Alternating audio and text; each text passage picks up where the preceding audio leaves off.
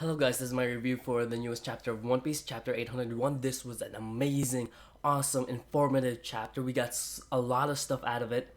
I'm going to talk about some main points and like other information or weird things that happened here or some stuff that we didn't that's like mysterious and we don't know about. First things first is Fujitora is still going after Luffy, Law, and everyone else. He just said in this chapter he basically said that I can't go back to Sakazuki yet. I have to take out the Straw Hats first. And Sengoku is saying, you don't have to do that. You just have to apologize. And he still Fujitora still has his pride, so that's what he says. I still have my pride, so I can't just go back to him without their heads. So Luffy, so basically Fujitora um is becoming what Garp was to Goldie Roger, which is amazing because there's starting to have parallels between that, like who his rivals are and all that stuff. Like the big possibility is, um, Edward, the new Whitebeard, could become what's his name? What's his name? They're red haired, not red haired pirates. Shanks is also already one of the Whitebeard category people. In the newer generation, what's his name? What's his name? Kid seems like he'd be the one to become like Whitebeard. I'm just saying he's not they don't have the same personality, but he might have the same status as Whitebeard in the future when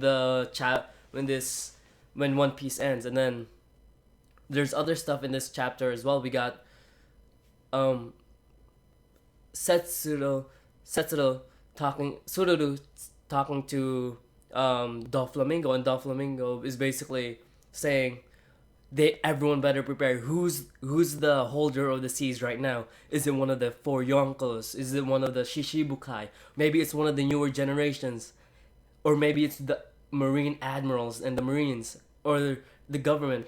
And then he automatically says, better go tell the Gorosei right now that they're gonna be dragged off their high horses. The battle for the throne has begun. Battle for the throne wars. I was like, oh my god, this is so Game of Thronesy. Or who's gonna die? Is George R. Martin gonna come out of nowhere and just kill people? Like, I mean, that would be pretty cool because we haven't really had anyone that permanently died. We don't really know if she actually died.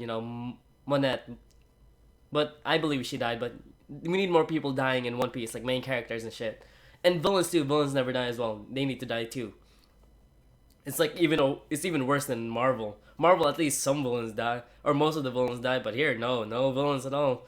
Anyways, other than that, we got Captain Jack. I don't know who Captain Jack is, but I feel like Cap it's either Captain Jack is part of Big Mom and her crew, or Captain Jack is one of the Shishibukai, and they're gonna be handing off Doflamingo to the Shishibukai, and then dragging him off somewhere, or maybe what they're doing is um, trading off Doflamingo to Big Mom as an alliance, as a truce between the Big Mom pirates and world governments and the Marines. So that might be a plan of theirs too. We also got Aegis Zero. You guys, we got Aegis Zero, and we got two of the members of Aegis Zero. Two of the eight members, okay? First member, Spandam. You'd think he'd be gone by now, but he's a fucking asshole anyways. Other than the Spandam, you know who is there. If I say Spandam, you know who's there. And he is the boss. Spandam isn't the boss anymore. He is the boss, I think. Because, Spandam's like, yes, sir, what do you need, sir, and all that stuff. Rob Lucci is there. Oh my god. Yes! Rob Lucci is there. I don't know why. I thought they were on the run, too. Like, Luffy, the Dragon Slayer, said that they were on the run, and I thought they were on the run, too, but I guess they were on the run, and then when the shift happened between admirals, Sakazuki wanted their help because they were originally Marines. They didn't break any laws. They lost, but they still fought for their lives. So he might have just said, "We are losing a lot of power, and the government right now does not have a lot of the power. The Marines have lost two or one of their most powerful allies, which is Aokiji, one of their most powerful assets, and they need someone. They need a few people. So the original crew of Cypher Pole 9 is part of Aegis Zero now. We don't know if they're the main members. Maybe they're like they're lower tiered members, because there might be others. There might be a hierarchy between that group. Wait, I need a drink. I'm still going through my sickness. I'm still sick. Anyways, what else did we see? We see the new bounties. Let me check what the new bounties are. I know Luffy and Law both have 500. I would have thought that, well, it makes sense that Luffy and Law are at an even amount right now, because Luffy did not most of the work, but he did do a majority of the work, and he was the last person to beat them, and all that, to beat Doflamingo. So he was bound to have an immediate leap to 500 million. He made a 100 million leap to 500 million, and Law just made 50 million. But that's still pretty amazing.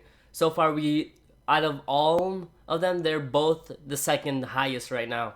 The first, I think, is Kid. Other than that, okay, there it is. Zoro went to 320, more than doubled his amount. That's 200. He was at 120 million, I'm pretty sure. Now he went up 200 million from his previous run. So that's amazing. Nico Robin went from 80 million to 130 million berries. That's also amazing. That went up 50 million berries. Frankie went up 94. Usopp, for some reason, God Usopp is at 200 million, which makes sense because he was in the highlight of everything. Cyborg wasn't really Frankie wasn't really part of it. Like, he wasn't shown as much as everyone else. Usopp was the catalyst for everything going wrong that started happening, that was bad in Doflamingo's family. Without Usopp, they would all still be in control. Like, the people would still be in control, and they would still be toys without Usopp and without him rescuing. So that's why it makes sense. Some people don't understand why they're upset that he should have a lower bounty than Sanji, but Sanji is at 177 million, which is amazing for a guy that wasn't really there.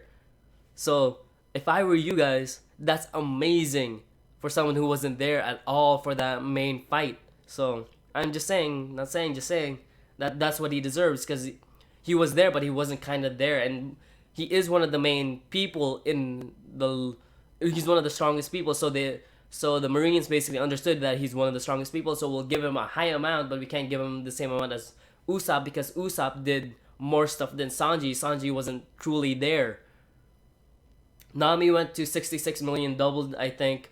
Chopper doubled as well, 50 berries to 100 berries, which is still, which sucks, because he's a very powerful character if he transforms and uses it correctly. Soul King Brook is at 83 million, which is also pretty amazing. Now, the interesting thing here about the bounties is that Sanji is wanted alive. I don't know why he's wanted alive, but there are theories out there. Roger basically said that he's one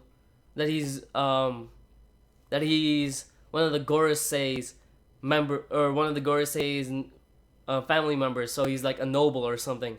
But I don't think that's true. There might be something deeper that's going on with Sanji. That's why he needs to be alive. It could also be considered because he went to Ivankov's place, right? And the Marines might not have any idea where that place is, but they know Sanji was there. So they might want him alive because of interrogation. They want information where Ivankov is. So that might be a big part of it too. So it's really interesting. I don't know what's up with that, but it'll be interesting moving on forward to see what develops. We're probably gonna go to Zou soon in the next 2 chapters.